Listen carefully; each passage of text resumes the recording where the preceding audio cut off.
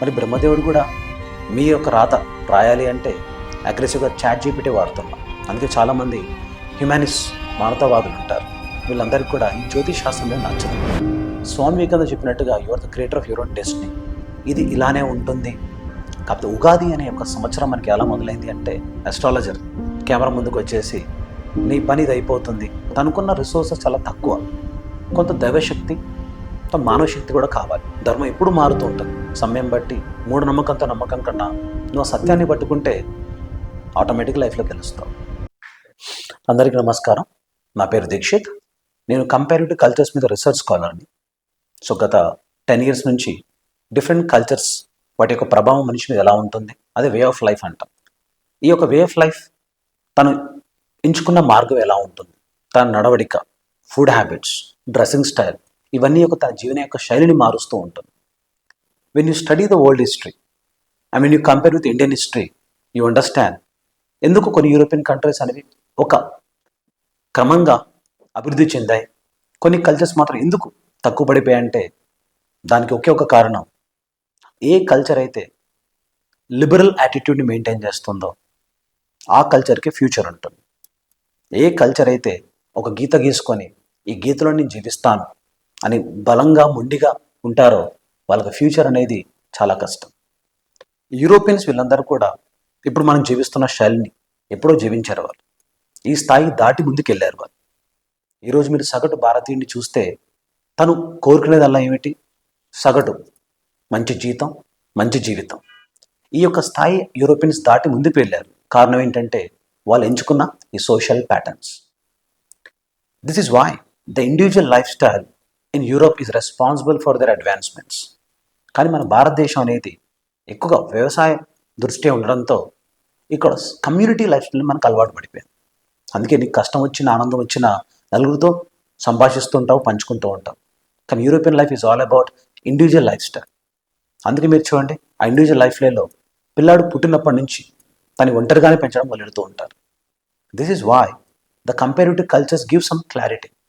రాజా రామ్మోహన్ రాయ్ అన్నట్టు we Indians are discovering Europeans past and Europeans are discovering India's past. మన యొక్క గతం, అదే ప్రాచీన కాలంలో చెప్పిన గ్రంథాలని కొంచెం మనం విశ్లేషించి ఆలోచిస్తే భవిష్యత్తు మనకి ఎలా ఉండబోతుందో అర్థమవుతుంది.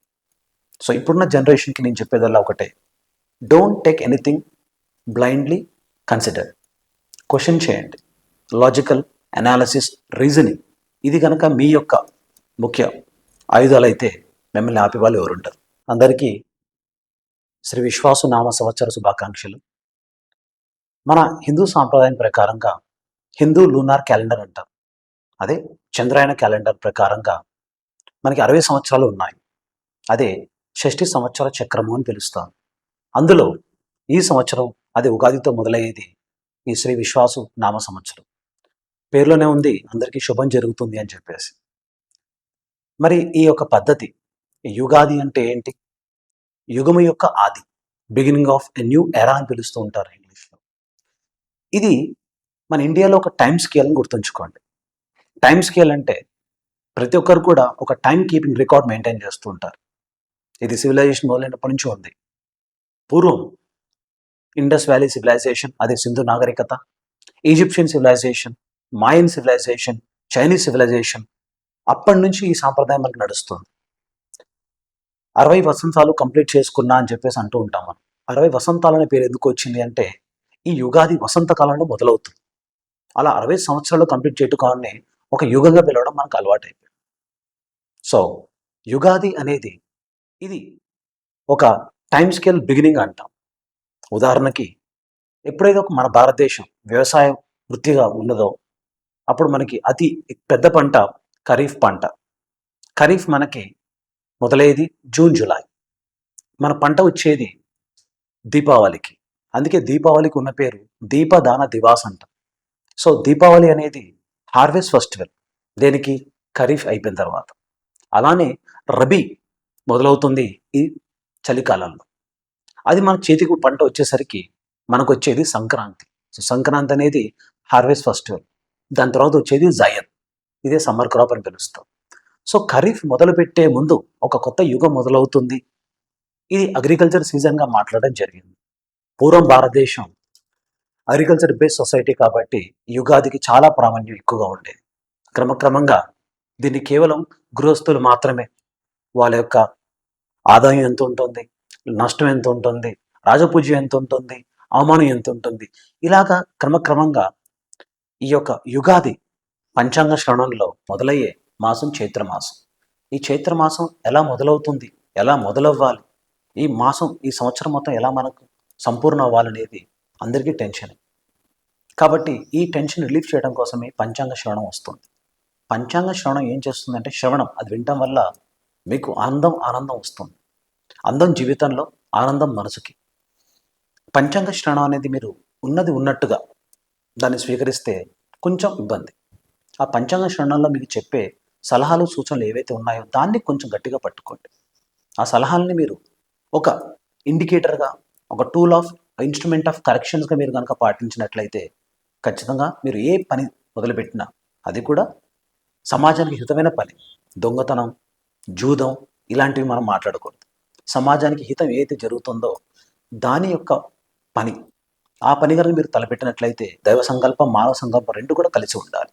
మన ఇంగ్లీష్ క్యాలెండర్ ప్రకారంగా మనం హ్యాపీ న్యూ ఇయర్ అంటాం. సో జనవరితో మొదలవుతుంది అది. కానీ మన తెలుగు సంస్కృతి, అదే మన భారతీయ సంస్కృతి దీన్ని సకా ఎర అని పిలుస్తుంటాం. సకా సంవత్సరం. దానికంటే ముందు మనకి విక్రమ సంవత్సరం ఉంది. ఈ సకా సంవత్సరం అనేది మనకి 78 ADతో మొదలైతే విక్రమ సంవత్సరం అనేది క్రీస్తు పూర్వమే, అదే 58 BCతో మొదలవుతుంది. భారతదేశం స్వాతంత్రం వచ్చిన తర్వాత అఫీషియల్ క్యాలెండర్గా ఈ సకా క్యాలెండర్ తీసుకోవడం జరిగింది. ఈ సకా క్యాలెండర్ మొదలయ్యేది చైత్ర మాసంతో మొదలవుతుంది. చైత్ర శుద్ధ పాల్గొని అంటాం. సో ఈ చైత్ర మాసంలో మొదలయ్యేదే మనకి యుగాది. సో మనకి ఈ మార్చ్ ఏప్రిల్ మధ్యలో వచ్చేది యుగాది. ఇది మన హిందూ మతమే కాదు, మిగిలిన మతాల్లో కూడా క్రమక్రమంగా ప్రవేశించింది. ఉదాహరణకి బుద్ధిస్టులు అంటే వీళ్ళు హ్యాపీ న్యూ ఇయర్ని లొసార్ అనే పండుగతో చేసుకుంటారు. ఇప్పుడు మన భారతదేశంలో ఉన్న లద్దాఖ్, జమ్మూ అండ్ కాశ్మీర్, హిమాచల్ ప్రాంతంలో లొసార్ అంటారు. అది దక్షిణ భారతదేశంలో మీకు తెలిసే ఉంటుంది, యుగాది అనేది తెలంగాణ, ఆంధ్రప్రదేశ్, కర్ణాటకలు ఎక్కువ చేసుకుంటూ ఉంటారు. పెద్ద పండుగ అంటారు, అది మనకి సంక్రాంతి అంటూ ఉంటాం. కానీ పెద్ద పండుగ అనేది అసలు ఎలా మొదలవుతుందంటే యుగాదితో మొదలవుతుంది. దీనికి చాలా కారణాలు మాట్లాడుతుంటారు. ఒకటేమో ఆస్ట్రానమికల్, రెండవది ఎన్వైరన్మెంటల్, మూడవది సైకలాజికల్. ఆస్ట్రానమికల్ ఎందుకన్నారంటే అసలు ఈ ఆస్ట్రానమీ అంటే ఏంటి? ఒక చిన్నపిల్లవాడిని అడిగితే చెప్తాడు, ఆస్ట్రానమీ అంటే స్టడీ ఆఫ్ సెలెస్టియల్ బాడీస్, అంటే గ్రహాలు అవి ఎలా సంచరిస్తున్నాయి ఆ చదవటాన్ని ఆస్ట్రానమీ అంటారు. మరి ఆస్ట్రాలజీ అంటే జ్యోతిష శాస్త్రం అంటాం. మరి ఆస్ట్రాలజీకి ఆస్ట్రానమీకి డిఫరెన్స్ ఏంటి, సంబంధం ఏంటి అంటే astronomy plus mathematics is equal to astrology. అంటే ఒక వ్యక్తి తను ఈ యొక్క స్పేస్ గురించి చదువుతున్నప్పుడు తనకి ఎప్పుడైతే ఈ యొక్క అప్లికేషన్ అనే నాలెడ్జ్ వస్తుందో, మ్యాథమెటిక్స్ నాలెడ్జ్ అయితే వస్తుందో దాన్ని మనం ఆస్ట్రాలజీ అంటాం. ఇప్పుడు చాలా బాధాకర విషయం, చాలామంది వాళ్ళకంటూ వాళ్ళే జ్యోతిష శాస్త్ర నిపుణులను పిలుచుకుంటూ ఉంటారు. కానీ చాలామందికి బేసిక్ మ్యాథమెటిక్స్ కూడా రాదు. సో అందుకే మనం మోసపోకూడదు. ఈ ఆస్ట్రాలజీ, ఈ జ్యోతిష్ శాస్త్రం అనేది మన వేదాంగాల్లో కూడా చెప్పడం జరుగుతుంది. ఈ జ్యోతిష్ శాస్త్రం యొక్క ముఖ్య ఉద్దేశం ఏంటంటే ఒక పని మనం చేసేటప్పుడు అది ఎలా ముహూర్తం ఉండాలి, దాంట్లో ఎలాంటి రాసులు మనం తీసుకోవాలి, దాంట్లో ఆస్పీషియస్ ఏంటి, ఇన్ఆస్పీషియస్ ఏంటి, అంటే దాంట్లో మంచి చెడులు ఎక్కడెక్కడ ఉంటాయి అది ఆలోచించుకొని ముందుకెళ్ళాలి. అందుకే పంచాంగంలో పంచ అంగాలు అంటాం. అవే తిథి, వార, నక్షత్ర, యోగ, కరణం. ఈ ఐదుని మనం ఆలోచించి ఒక పని మొదలుపెట్టే ముందు మంచి ఉద్దేశంతో మొదలెడితే పని సంపూర్ణ అవుతుంది అనేది ఒక ఉద్దేశం. మరి అన్నిటికంటే ముఖ్యమైన పని ఏంటి? వ్యవసాయమే కదా ఒకప్పుడు. అందుకే ఇది ఏ కాలంలో చేయాలో మనకి గుప్తుల కాలంలో ఉన్న వరాహమిహిరుడు ఒక పుస్తకం రాయడం జరిగింది, అదే పంచ సిద్ధాంతం. దాంట్లో పంచ సిద్ధాంతం అనేది పంచాంగానికి మూలం అని చెప్పేసి అంటూ ఉంటారు. ఇవన్నీ కూడా అంటే బ్రహ్మగుప్తుడు రాసిన బ్రహ్మస్తూప సిద్ధాంత, ఆర్యభట్ట రాసిన ఆర్యభట్టీయం, ఇవన్నీ కూడా గుప్తుల కాలంలో లిటరేచర్. ఇవి మనకి జియోమెట్రీ, ఆస్ట్రాలజీ, ఆస్ట్రానమీ ఇవన్నీ మాట్లాడడం జరుగుతుంది, కానీ క్షుణ్ణంగా కాదు. ఇప్పుడు మనం వాడుతున్న పంచాంగం అనేది భారతదేశంలో రాష్ట్రం బట్టి మారుతుంది. కేరళ పంచాంగం అని, తమిళ పంచాంగం అని, కన్నడ పంచాంగం అని, తెలుగు పంచాంగం అని చెప్పేసి ఈ పంచాంగాల్లో ఎక్కువగా మనం తీసుకునేది ఏంటంటే గ్రీక్ పంచాంగం అని చెప్పేసి అంటాం. గ్రీక్ అనే పంచాంగం ఇది ఇప్పుడున్న లేటెస్ట్ ఆస్ట్రానమికల్ డేటాతో మ్యాచ్ అవుతూ క్లియర్ ఇన్ఫర్మేషన్ మనకి ఇస్తుంది. సో తెలియకుండానే మనందరం కూడా పంచాంగాన్ని ఫాలో అవుతున్నాం. పంచాంగం యొక్క ముఖ్య ఉద్దేశం ఏమిటి అంటే తిథి వార కాల ఎలా అయితే ప్రమాణాలు జరుగుతూ ఉంటాయో, పరిస్థితులు ఎలా ఉంటాయో దానికి అనుగుణంగా మనం జీవించాలి. దీన్ని ఇప్పుడు మనం సస్టైనబుల్ లివింగ్ అని పిలుచుకుంటున్నాం. అంటే ఈ సమ్మిళిత అభివృద్ధి ఎలా జరుగుతుంది? నువ్వు ప్రకృతితో పాటు మమేకమే జీవించాలి. అందుకే చాలామంది ఈ యొక్క ఉగాది సెలబ్రేషన్తో మనం ఉగాది పచ్చడిని తీసుకుంటూ ఉంటాం. కారణం ఏంటి? జీవితంలో కూడా ఎన్నో కష్టాలు, నష్టాలు, సుఖాలు, సంతోషాలు, తీపి, దుఃఖం అన్నీ ఉంటాయి. అవన్నీ కలుపుకొని you are ready to accept it అనే ఒక సైకలాజికల్ బిహేవియర్ని ట్రాన్స్ఫార్మ్ చేసుకోవటం. మీరు చూస్తే వరామీర్ రాసిన పంచ సిద్ధాంత అతను చాలా క్షుణ్ణంగా చెప్పడం జరుగుతుంది. ఈ యొక్క లూనార్ ఎక్లిప్స్ని, సోలార్ ఎక్లిప్స్ అంటే ఈ యొక్క గ్రహణాల గురించి మాట్లాడడం జరుగుతుంది. దాని ముఖ్య ఉద్దేశం అనేది ఏమిటి అంటే అప్పట్లో వ్యవసాయం గురించి. మీరు ఆ పుస్తకం చదివితే, పంచ సిద్ధాంతం చదివితే తెలుస్తుంది, దాదాపు 15 రకాల మొక్కల గురించి, వ్యవసాయ భూమిలో ఎలాంటి ఏ మొక్క ఏ వ్యవసాయ భూమికి సరి అయి ఉంటుంది, నదుల గురించి మాట్లాడడం జరిగింది. సో క్రమక్రమంగా ఇది వ్యవసాయ క్షేత్రం కోసం రాసిన ఒక పుస్తకం. సో దట్ ఇది అగ్రికల్చర్ బేస్డ్ సొసైటీకి ఎలా హెల్ప్ అవుతుంది, పంట చేతికి ఇప్పుడు వస్తుంది, ఇన్ కేస్ ప్రమాదం కనుక జరిగితే ఆ ప్రమాదాన్ని ఎలా ఎలా మనం ఫేస్ చేయాలి, వీటి కోసమే ఇది రాయడం జరిగింది. కానీ క్రమక్రమంగా ఎప్పుడైతే రాజ్యాలు ఏర్పడ్డాయో, అంటే ఒకప్పుడు మన ఎర్లీ వేదిక కాలంలో సభా, సమితి, విధాత, గణ అనే 4 సంఘాలు ఉంటాయి. వీళ్ళు రాజకీయం ఎలా ఉండేదో చేపిస్తుండేవారు. కానీ ఈ లేటర్ వేదిక ఎరా, అదే మళ్ళీ వేద కాలం అంటాం, అది 1000 నుంచి 600 BC మధ్యలో మనకి రాజన్ అనే పదవి వచ్చింది, రాజు. మరి అప్పటి వరకు ఉన్న సభా సమితి కాస్త క్రమంగా అయిపోయింది, రాజన్ చేతిలోకి వెళ్ళిపోయింది. ఇలా ద్వాదశ రతిన్స్, ఒక 12 మంది మంత్రిమండలితో వీళ్ళు ఎలా పరిపాలించాలో వాళ్ళు సలహాలు సూచనలు ఇస్తూ ఉంటారు. మరి దాంట్లో ఉన్నది పురోహితుడు. పురోహితుడికి ముఖ్య లక్షణం ఏంటంటే రాజు చేసే చర్య. ఇప్పుడు సగటు ఒక గృహస్థుడికి 16 సంస్కారాలు ఉన్నాయంటారు. అదే కులకర్మ, జాతకర్మ, ఉపనయనం, ఇలాగా చివరికి పిండ ప్రదానం. మరి అలానే ఒక రాజుకు కూడా కొన్ని సంస్కారాలు చెప్పడం జరిగింది మన యజుర్వేదం. ఈ యజుర్వేదంలో ఏం చెప్పారంటే అశ్వమేధ, రాజసూయ, వాజపేయ ఇలాంటి యాగాలు కనుక నువ్వు చేస్తే నీ యొక్క రాజ్యం సుఖ సంతోషాలతో ఉంటుంది అని చెప్పేసి.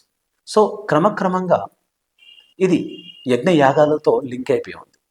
ఇది ఏ స్టేజ్కి వెళ్ళిపోయిందంటే ఈరోజు మనం చెప్పే పంచాంగంలో కూడా స్టాక్ మార్కెట్ అనాలిసిస్ కూడా చేస్తున్నారు. స్టాక్ మార్కెట్కి దీనికి సంబంధం ఎలా ఉంటుంది? మనం ఈ పంచాంగాన్ని పక్కన పెట్టడం కన్నా శాస్త్రీయంగా అంటే సైంటిఫిక్గా ఆలోచిస్తే దాని యొక్క బెనిఫిట్స్ మనకు అర్థమవుతుంటాయి. ఇది ఒక రకంగా జాగ్రత్తలు చెప్తూ ఉంటుంది. చిన్న ఉదాహరణ, మీరు బయటికి వెళ్తుంటే ఒక నల్ల పిల్లి మీ ఎదురుగా వచ్చింది. దీని అర్థం ఏంటి? శుభమా అశుభమా అంటే ఆ రెండూ కాదు. మీరు ఎలా వెళ్తున్నారో అది కూడా అంతే వెళ్తుంది. ఇంకా చెప్పాలంటే గుడ్ మార్నింగ్ చెప్తుంది అనుకోవచ్చు. మీరు ఈ యొక్క సైంటిఫిక్ అండర్స్టాండింగ్ కనుక లేకపోతే ఇది శుభం అది అశుభం అని చెప్పేసి ఛాందసవాదంలోకి వెళ్ళిపోతూ ఉంటాం. ఆ వరాహమిహిరుడు, తర్వాత రాసిన భాస్కరాచార్య, బ్రహ్మస్తూప సిద్ధాంత, బ్రహ్మగుప్తుడు, వీళ్ళందరినీ మనం చాలా గొప్పగా కీర్తిస్తాం. ఆర్యభట్ట, ఇలాంటి వాళ్ళందరూ కూడా వాళ్ళ జ్ఞానాన్ని సమాజ శ్రేయస్సు కోసం వాడడం జరిగింది. క్రమక్రమంగా ఏమైపోయిందంటే ఇది కొందరు దుర్జనులు వాళ్ళ యొక్క స్వార్థితానం కోసం, లేకపోతే సమాజాన్ని ఒక రకమైన భయం భ్రాంతులకు గురి చేయాలని చెప్పేసి తీసుకొస్తున్నారు. సో ఉగాది యొక్క ముఖ్య లక్షణం ఏమిటంటే కొత్త beginning, a new beginning for your life. మా మనిషికి కావాల్సింది ఏంటి? Happy. I want to be happy, I want to be lucky, I want to be healthy, I want to be wealthy. ఇవి ఒక సగటు వ్యక్తికి కావాల్సినవి. అది గృహస్థుడు అయితే ఇంకొంత భారం పెరుగుతుంది. అదే బ్రహ్మచారికి అయితే ఇవేమీ అవసరం లేదు. సో నేను చెప్పేది కూడా ఏంటంటే ఈ పంచాంగాన్ని విద్యార్థులు తీవ్రంగా తీసుకోవడం కన్నా ఇది చెప్పే సలహాలు సూచనలు తీసుకోండి. దీన్ని బట్టి మీరు మీ యొక్క విద్యాభ్యాసాన్ని, ఎగ్జామ్ షెడ్యూల్ క్యాలెండర్ని అలా ప్లాన్ చేసుకోకండి. ఇది కేవలం వ్యాపారం చేసేవాళ్ళు, వ్యవసాయం చేసే వాళ్ళకి మాత్రమే ఎక్కువగా ఉపయోగపడుతుంది.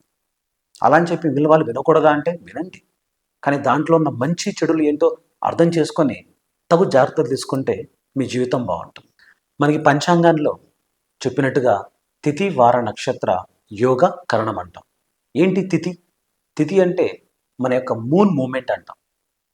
ఇది మనకి 30 తిథులు అంటూ ఉంటాం. మొదటి 15 రోజులు సంపూర్ణ పూర్ణిమ రావటం, ఫుల్ మూన్ అని. అదే 30 రోజుకి వచ్చేసరికి అది న్యూ మూన్, అదే అమావాస్య అంటూ ఉంటాం. సో మన పెద్దవాళ్ళు ఏం చేశారు, ఈ 30 తిథుల్ని అంటే 30 రోజుల్ని 30 తిథులుగా పిలుస్తూ పక్షాలుగా డివైడ్ చేశారు. మొదటిదేమో శుక్లపక్షం, అది పౌర్ణిమతో ఎండ్ అవుతుంది.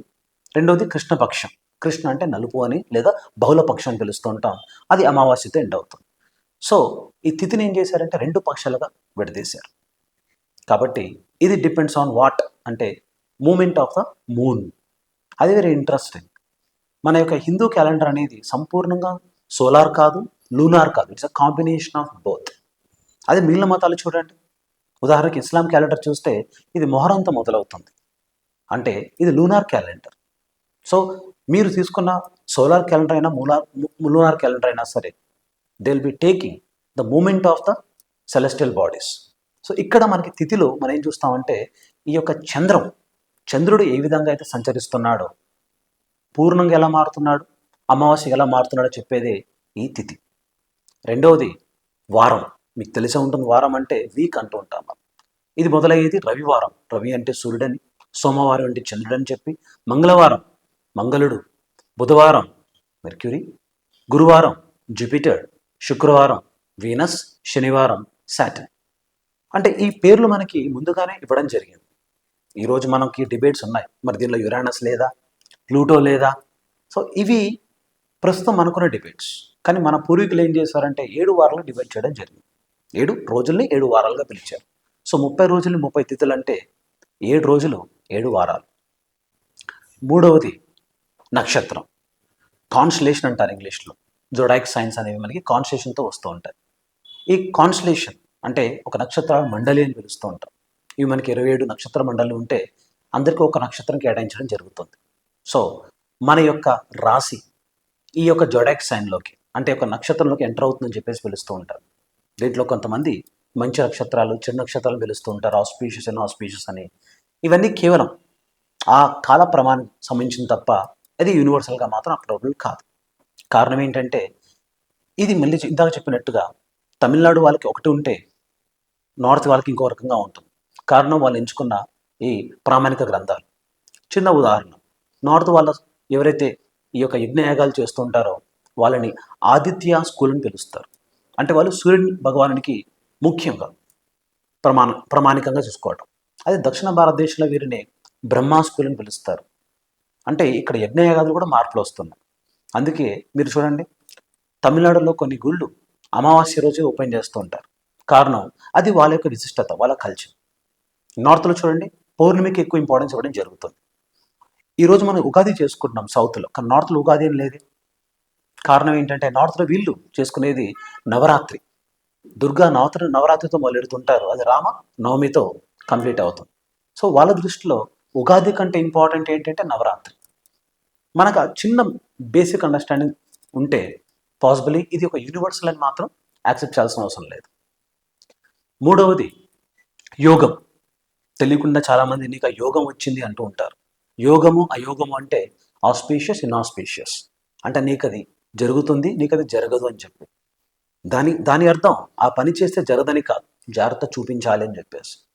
చివరికి మనం చెప్పేది కరణం. ఇది తిథిని సగం చేస్తే వచ్చేది కరణం. సో తిథి అంటే రోజు, ఆ రోజుల సగాన్ని తిథి అని పిలుస్తూ, కరణం అని పిలుస్తూ ఉంటాం మనం. సో దీన్ని బేస్ చేసుకుని ఇప్పుడు మనం ఈ యొక్క రాశి ఫలాలు ఎలా ఉంటాయో ఒకసారి చూద్దాం. మొదటి రాశి మేషరాశి. దీన్నే ఇంగ్లీష్ ఆల్మనాక్ క్యాలెండర్లో ఎరీస్ అని పిలుస్తాం. ఈ ఎరీస్ ఇది మనకి మార్చ్తో మొదలై ఏప్రిల్ 19 వరకు ఉంటుంది. ఎవరైతే ఈ రాశుల్లో ఉండారో కొంచెం మీరు చూడండి, వాళ్ళ పర్సనాలిటీ అనేది లీడర్షిప్ క్వాలిటీ పర్సనాలిటీస్ ఉంటాయి. Maybe beginning of the year కాబట్టి. ఇది కూడా మీరు కళ్ళని చూడండి, వేడిగా ఉండడం వల్ల there is a great potential capacity in individual.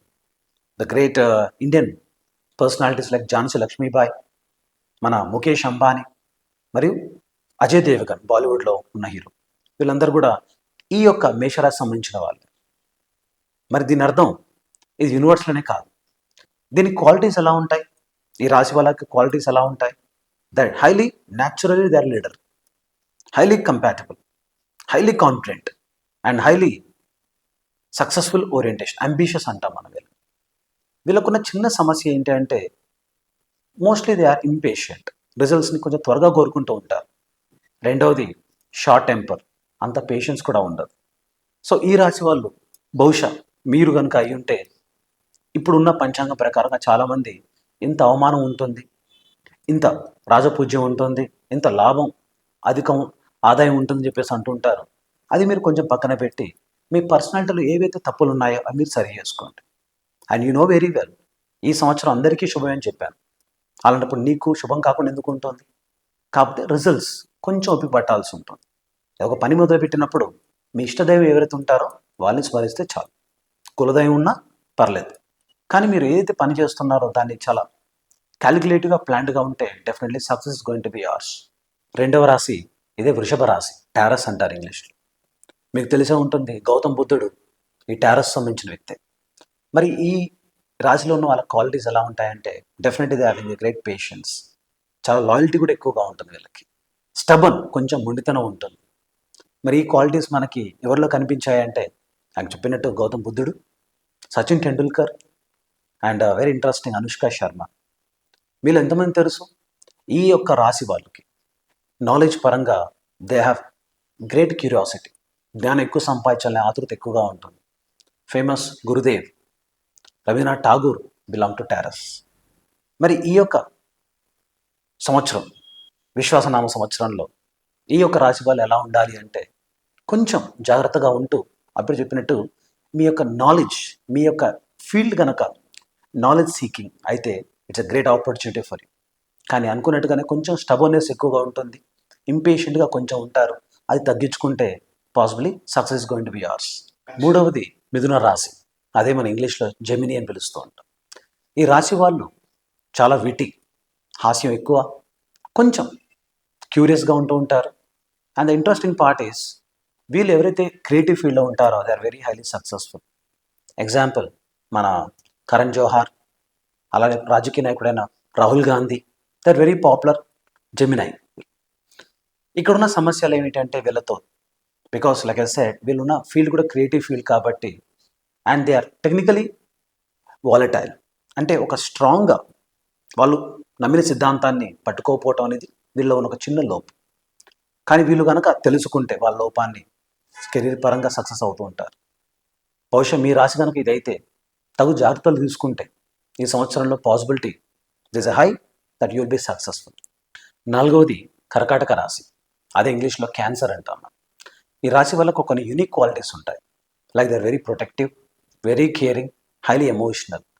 మనకి ఫేమస్గా ఉన్న దలైలామా, ఎంఎస్ ధోని, ప్రియాంక చోప్రా వీళ్ళందరూ కూడా ఈ రాశి వాళ్ళే. అన్నట్టుగానే దే ఆర్ హైలీ ఎమోషనల్. కాబట్టి మీ యొక్క రాశి ఇదైతే the good suggestion to you that try to be taking people are incidents less to your heart. మీరు ఏది బలంగా హార్ట్ తీసుకుంటే this high possibility that you will be little emotionally weak. కాబట్టి ఇచ్చే సలహా దయచేసి మీరు ప్రతి విషయాన్ని కూడా క్షుణ్ణంగా ఆలోచిస్తూ కొంత లేట్ అయినా పర్లేదు డెసిషన్ అనేది క్యాలిక్యులేట్గా తీసుకోండి. మహేందర్ సింగ్ ధోని అంటారు కదా, taking risk is not bad but calculate risk is very much important. తర్వాతది సింహరాశి, అదే లియో అని పిలుస్తాం. ఆ పేర్లోనే ఉంది they are very ambitious, aggressive and strong leadership qualities. వీళ్ళకున్న చిన్న సమస్య ఏంటంటే they are highly confident. Some times ఆ కాన్ఫిడెన్స్ కనుక దాటిపోయి ఓవర్ కాన్ఫిడెంట్ అవుతూ ఉంటారు. And some times they unable to gauge the opponent personality. మన famous Sunil Gavaskar, Barack Obama వీళ్ళు ఈ యొక్క రాశి చెందిన వాళ్ళే. వాళ్ళు కూడా చాలా క్యాలిక్యులేట్గా డెసిషన్ తీసుకున్నారు వాళ్ళ లైఫ్లో. మీ రాశి కనుక లియో అదే సింహరాశి అయితే కొంచెం తగు జాగ్రత్తలు మీరు పాటిస్తూ ఉంటే pretty sure you will be highly successful. తర్వాత రాశి కన్యా రాశి, అదే విర్గో అని పిలుస్తూ ఉంటాం. ఈ రాశి వాళ్ళు highly analytical, highly creative and they are very detail oriented. ప్రతి పనిలో కూడా డీటెయిల్స్ ఉంటే తప్ప వీళ్ళు ఒక ముందు అడుగు వేయరు. మరి ఇలాంటి వాళ్ళకు ఉన్న చిన్న సమస్య ఓవర్ థింకింగ్, చాలా ఎక్కువ ఆలోచిస్తూ ఉంటారు. పని మొదలు పెట్టకముందు ఎక్కువ ఆలోచిస్తూ ఉంటారు. పని మొదలు పెట్టకముందు ఆలోచించటం, మొదలుపెట్టిన తర్వాత ఆలోచించటం అనేది రెండు తేడా. కార్యం మొదలు పెట్టండి, తర్వాత దాంట్లో ఏదైతే మార్పులు అవసరమో దాన్ని మీరు సంభాషిస్తూ చుట్టుపక్కల వాళ్ళని కన్వర్ట్ చేసుకొని ముందుకు వెళ్ళాలి తప్ప over think is very danger. Especially ఈ ప్రభావం మగవాళ్ళ మీద కాదు ఆడవాళ్ళ మీద ఎక్కువగా అనిపిస్తూ ఉంటుంది. మన నరేంద్ర మోదీ గారు ఈ యొక్క రాశి చెందిన వాళ్ళే. Mother Teresa belong to same. అలా అని చెప్పేసి వీళ్ళు సక్సెస్ఫుల్ కాలేదా అంటే అద్భుతంగా సక్సెస్ఫుల్ అయ్యారు. కానీ వాళ్ళు ఇప్పటికి ఉన్న క్వాలిటీ ఏంటంటే highly analytical and over thinking. So ఈ రాశి కనుక మీదైతే కొంచెం తగు అనలిటికల్గా ఉండటం తప్పు కాదు, but too much analytical will kill your happiness. తర్వాతి తులరాశి, అదే ఇంగ్లీష్లో లిబ్రా అంటాం. ఈ రాశి వాళ్ళని ద గ్రేట్ పర్ఫెక్షనిస్ట్ అని పిలవచ్చు. ఉదాహరణకి మహాత్మా గాంధీ, అలానే అమితాబ్ బచ్చన్. వీళ్ళకున్న మంచి క్వాలిటీ ఏమిటి అంటే they are highly practical people. Practical sense in terms of both financial and non financial aspects. ఉన్న చిన్న సమస్య వీళ్ళకు ఉన్నది యాడమెన్సీ, మొండితనం. ఈ మొండితనం ఒక స్టేజ్ వరకు మీ పని సంపూర్ణ అవడానికి హెల్ప్ అవుతుంది. కానీ దాన్ని కనుక మీరు అడ్రస్ చేయకపోతే it's going to compromise your relationships.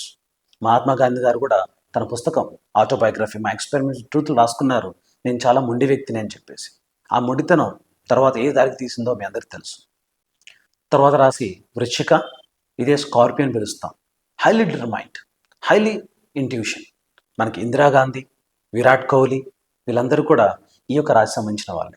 Highly intense. వాళ్ళు తలపెట్టిన కార్యాన్ని కంప్లీట్ చేయకుండా అసలు ఊరుకోరు. And that's how the intensity is very high, their energy abilities are very high. సమస్యల్లో ఒకటే వాళ్ళకున్న సీక్రెటివ్స్ అండ్ జెలస్. ఈ సీక్రెట్ జెలస్ అనేది అందరికీ ఉంటాయి లక్షణాలు, కానీ వీరిలో కొంత మోతాదు ఎక్కువ ఉంటుందని చెప్పేసి అంటూ ఉంటారు. Jealousness is almost like a self killing. Ego అనేది మీరు పక్కన పెట్టి లెట్స్ గో అని అంటే తప్పకుండా you'll be successful with this intensity. ధనుసు రాశి, అదే సాజిటరస్ అంటాం. They are very optimistic, adventurous and free mind thinking people. వీళ్ళకున్న సమస్యల్లా that adventurous has to be calculative. ఏదైనా సరే అడ్వెంచర్ చేయడం తప్పేం కాదు, కానీ అడ్వెంచర్లో కూడా వెంచర్ ఉంది. మీరు ఎలా ప్లాన్ చేస్తున్నారు? How optimistic you are. Sometimes optimism అనేది మీకు అనిపించింది కాదు, పక్క వాళ్ళ యొక్క ఆప్టిమిజం కూడా మీరు కన్సిడర్ చేయాల్సి ఉంటుంది. Famous Rajinikanth, Brad Pitt, they all belong to this. మకర రాశి, దీన్నే క్యాప్రికాన్ అంటాం. ఈ రాశి వాళ్ళకున్న beautiful quality, they are ambitious and deterministic and risk taking personality. మీరు చూస్తే దీపికా పదుకోని, సల్మాన్ ఖాన్ వీళ్ళందరూ కూడా ఈ యొక్క రాశి చెందిన వాళ్ళు. The best quality about them, వీళ్ళకున్న మంచి క్వాలిటీ వల్ల ఏమిటి అంటే they are very hard working. కష్టే ఫలిని అంటూ ఉంటారు, కష్టాన్ని నమ్ముకుంటూ ఉంటారు. నాకు తెలిసి ఈ రాశి వాళ్ళకి అసలు రాశి ఫలాలు కూడా చూడరు వీళ్ళు. కారణం ఏంటంటే దే బిలీవ్ ఇన్ కష్టే ఫలి, నాట్ రాశి ఫలి.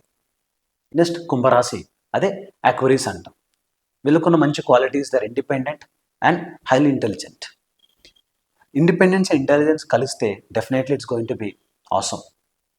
వీళ్ళ యొక్క ఇన్నోవేషన్ అంటే వీళ్ళు ఏవైతే ఆలోచిస్తుంటారో చాలా క్రియాత్మకంగా ఆలోచిస్తూ ఉంటారు. డిపెండెన్సీ వీళ్ళు ఎక్కువ ఇష్టపడరు, కానీ వీళ్ళు కనుక డిపెండ్ అయితే it's going to be very severe dependency. Abraham Lincoln, Cristiano Ronaldo, they all belong to this zodiac sign. మన ఇండియాలో జోడాక్ సైన్స్కి ఇంపార్టెన్స్ అంత ఇవ్వకపోవచ్చు, కానీ అబ్రాడ్లో చాలామంది జోడాక్ సైన్ బేస్ చేసుకుని వివాహాలు చేసుకుంటున్నారు. చివరిది మీనరాశి, అదే పీసెస్ అంటాం.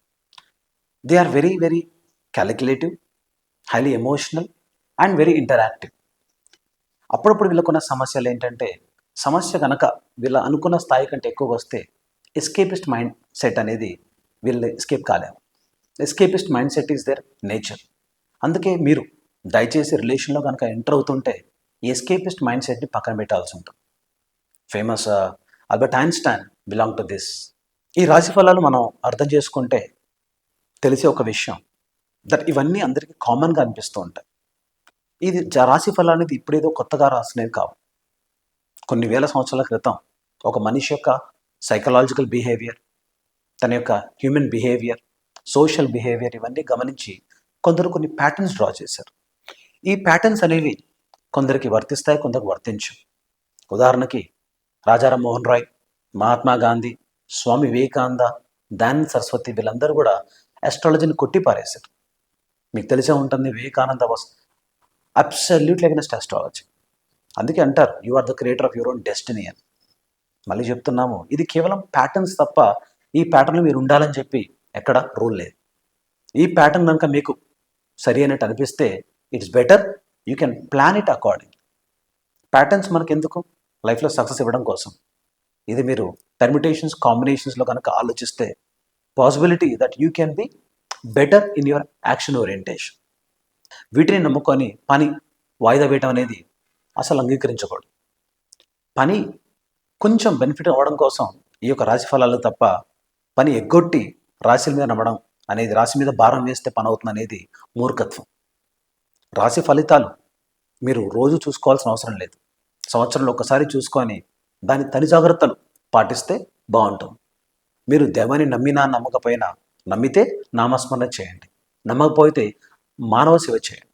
ఎలా అయినా సరే మీరు అనుకున్న పాజిటివిటీ మీలో వస్తుంది. స్వామి వివేకానంద చెప్పినట్టుగా you are the creator of your own destiny. మీ యొక్క తలరాత మీరే రాసుకోగలుగుతారు, ఎవరో పైనుండి రాసుకునే వాళ్ళు కాదు. కాకపోతే ఉగాది అనే ఒక సంవత్సరం మనకి ఎలా మొదలైంది అంటే, బ్రహ్మదేవుడు ఈ కాలం నుంచి తన యొక్క పని మొదలు పెట్టారు. అంటే కొత్తగా పని మొదలెట్టారు, అంటే మనుషుల యొక్క రాతలు రాయడం మొదలెట్టారని చెప్పేసి ఒక ఆనవాయితీగా నమ్ముతున్న సిద్ధాంతం. మరి బ్రహ్మదేవుడు కూడా మీ యొక్క రాత రాయాలి అంటే మీరు ఏదో పని చేసే ఉండాలి కదా. ఆయన నచ్చినట్టు రాస్తే అది మీకు జరగదు కదా. So have a basic understanding what's happening around us. Science and టెక్నాలజీలో ఇప్పుడు మనం ఉన్నాం. అగ్రెసివ్గా చాట్ జీపీటీ వాడుతున్నాం. మషిన్ లెర్నింగ్ అడ్వాన్స్ స్థాయిలోకి వచ్చింది. ఇప్పటికి కూడా మనం ఇంకా రాశి ఫలాల్ని ఇది ఇలానే ఉంటుంది, ఈ ఫలితంలో చెప్పినట్టుగా నాకు జరగలేదు కాబట్టి నేను నమ్మను, లేదా ఒక అస్ట్రాలజర్ కెమెరా ముందుకు వచ్చేసి నీ పని ఇది అయిపోతుంది, లేకపోతే నువ్వు ఈ పూజ చేస్తే పని అయిపోతుంది అంటే అది కేవలం నీలో సంకల్పాన్ని పెంచడం తప్ప ఇది అవుతుందని చెప్పేసి ఎవరు చెప్పలేరు. అందుకే చాలామంది హ్యుమానిస్ట్ మానవతావాదులు ఉంటారు. వీళ్ళందరికీ కూడా ఈ జ్యోతిష్ శాస్త్రం మీద నచ్చదు. కారణం ఏంటంటే జ్యోతిష్ శాస్త్రం పెట్టుకొని కొందరు వాళ్ళ జీవితాన్ని సాగదీసుకుంటున్నారని, కొందరు జీవితాలను నాశనం చేస్తున్నారని చెప్పి బాధలో ఉంటారు. మీరు కష్టాన్ని నమ్ముకుంటే రాశి ఫలాలు ఆటోమేటిక్గా మీకు అనుకూలంగా మారుతాయి. సో ఈ గ్రహాలు, that's what you going to call planetary systems, ఇది కేవలం మన యొక్క మూమెంట్ ఆఫ్ ద ఎర్త్. అంటే సీజనల్ షిఫ్ట్స్ కానీ, డే నైట్ కాస్ ఎఫెక్ట్ కానీ, దీనికోసం వాళ్ళు ఆలోచించారు తప్ప ఈ యొక్క ప్రభావం నీ మీద ఎలా ఉంటుందని చెప్పేసి ఎవరు చెప్పలేదు. కొందరు ఈ యొక్క ఎక్లిప్స్ గ్రహణ టైంలో ఆడవారు బయట తిరగకూడదు, ఇక్కడ భోజనం చేయకూడదు, మీరు గుళ్ళని మూసేస్తూ ఉంటారు. దీనిగల కారణం ఏమిటి అంటే, బహుశా ఒకప్పుడు వాటి యొక్క ప్యాటర్న్స్ వీళ్ళు గమనించి ఇలా జరిగితే ఇబ్బంది అని చెప్పేసి వాళ్ళు కొన్ని సిద్ధాంతాలు నమ్మారు. క్రమక్రమంగా ధర్మం మారుతుంది. అందుకే దారైతే ఇది ధర్మ అంటారు. ధర్మం ఎప్పుడు మారుతూ ఉంటుంది, సమయం బట్టి, కాలం బట్టి, మనిషిని బట్టి, తన యొక్క ఆచారం బట్టి. ఎప్పుడు మారింది ఏంటంటే సత్యం. నువ్వు ఆ సత్యాన్ని పట్టుకుంటే ఆటోమేటిక్ లైఫ్లో గెలుస్తావు. ధర్మే చెప్తుంది నువ్వు నీ యొక్క జీవితాన్ని ఎలా ప్రయాణం చేయాలని చెప్పేసి. నువ్వు బ్రహ్మచారి అయితే బ్రహ్మచర్యంగా, గృహస్థుడు అయితే గృహస్థుడిగా, వానప్రస్థ అయితే వానప్రస్థ ఆశ్రమంలో, సన్యాసాశ్రమం అయితే సన్యాసాశ్రమం. ఈ యొక్క రాశి ఫలాలు బ్రహ్మచారికి పని చేయవు, వానప్రస్థాశ్రమంలో పని చేయవు, మరి సన్యాశ్రమం అసలు పని చేయవు. పనిచేసేదల్లా గృహస్థుడికి మాత్రం. మరి గృహస్థుడు ఎందుకు? తన యొక్క ఈ యొక్క తన యొక్క మెటీరియలిస్టిక్ అండ్ స్పిరిచువల్ కనెక్షన్స్, తనకున్న రిసోర్సెస్ చాలా తక్కువ. ఆ ఉన్న తక్కువ రిసోర్సెస్లో తను లైఫ్ని అద్భుతంగా జీవించాలనుకున్నట్లయితే కొంత దైవశక్తి, కొంత మానవశక్తి కూడా కావాలి. సో ఇక్కడిచ్చే సలహా ఏంటంటే, దయచేసి ఈ యొక్క రాశి ఫలాలని బలంగా మీరు మూఢనమ్మకంతో నమ్మకం కన్నా మీ యొక్క చర్య మీద మీరు ఏకాగ్రత పెంచుకున్నట్లయితే ఖచ్చితంగా మీరు అనుకున్న సక్సెస్ వస్తుంది. So I wishing you all the best in this happy Ugadi.